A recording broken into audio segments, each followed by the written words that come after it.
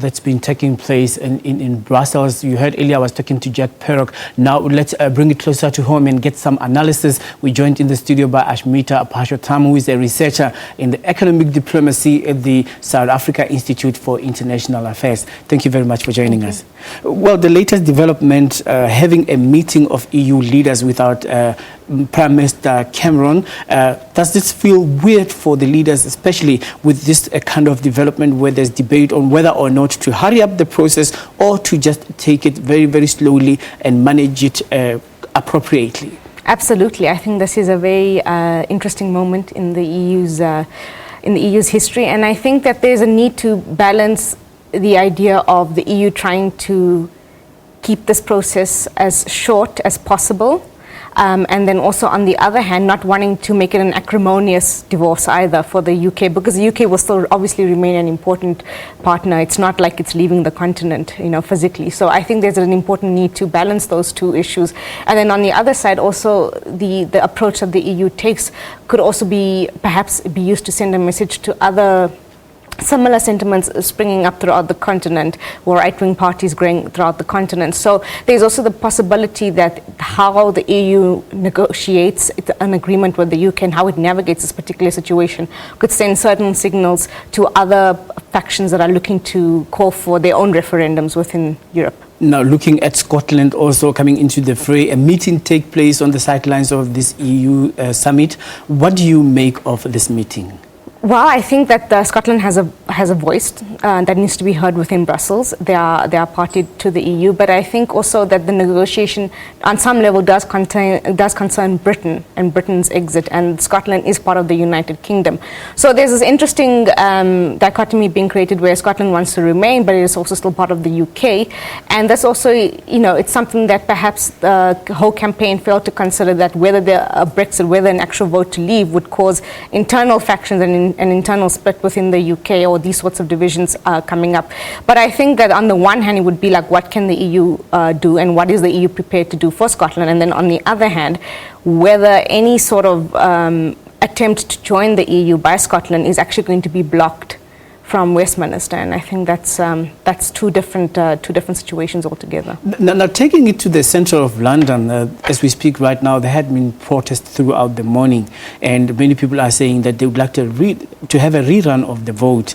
And this was a democratic process. Do you feel that having had a majority vote to say let us get out, if there can be a rerun, would there be a reversal of the majority? I mean, I think there's two sides to this. On the one hand, it's the idea of this is a democratic process, as you've said. So if you're going to go now and call another referendum because you didn't get the outlook or you didn't get the outcome that you want, what does that say about the democratic process at hand?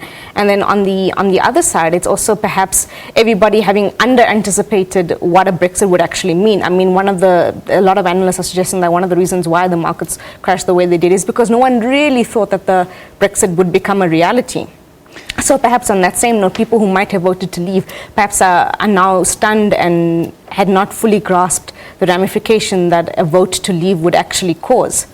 On the political side of things, Boris Johnson, would he gain popularity in as far as the political sentiment in Britain is concerned? Because, I mean, I believe right now other people are regarding him as a hero.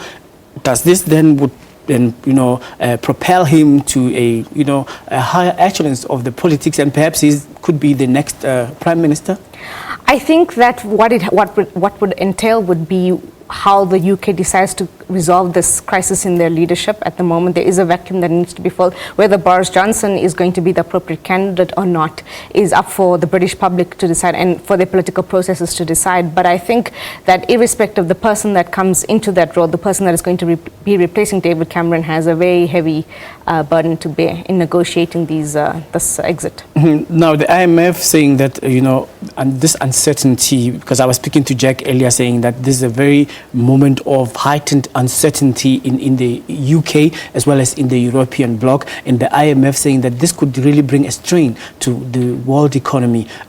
Would then tell us whether or not we're going to get out of the woods in as far as, this subdued economic climate globally? There are suggestions, or there is a fear that a prolonged process such as this could spark some sort of recession again. But I think that there's probably going to be some sort of instability until the markets and until everybody gets a clearer idea of exactly when is Article 50 going to be initiated, what is the time frame looking like, how can things unfold, and then also once the actual negotiations get underway, depending on what that sentiment is it going to, is the agreement being followed through quicker than normal? Is it more acrimonious than they would have anticipated?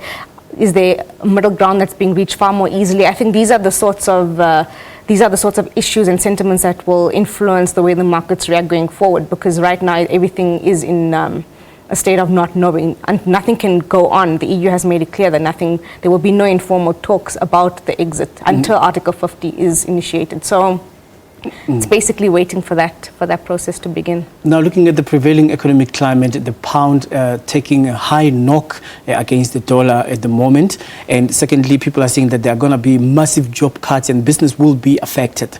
Looking at Europe under G, what would it look like without Britain when life has to go on in as far as multi-trade agreements are in place? And when you juxtapose that with the moving on of UK, how is business going to be like without the bloc?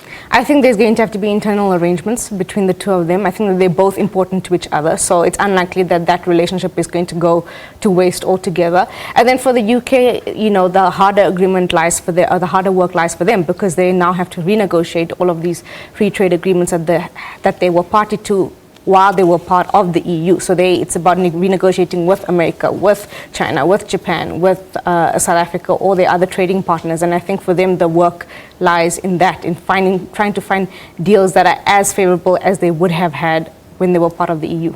Right. Thank you very much for your insightful views on the Brexit issue. All right, we're speaking to Ashmita Pashatam, who is a researcher at the Institute of International Affairs, right here on News Today. We're going to take a look at how the market